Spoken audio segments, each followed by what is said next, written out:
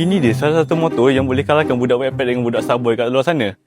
Ini dia, motor Suzuki GSX-R 150. Design motor ni korang boleh nampak dia agak tirus, tangki dia berlekuk-lekuk, ada aerodinamik. Dan motor ni dia ikut dengan GSX 1000 je. So ni yang versi kecil lah. Motor ni diarahkan dengan 147cc single cylinder double overhead cam, 6 speed transmisi dan boleh pergi dalam padu tak padu.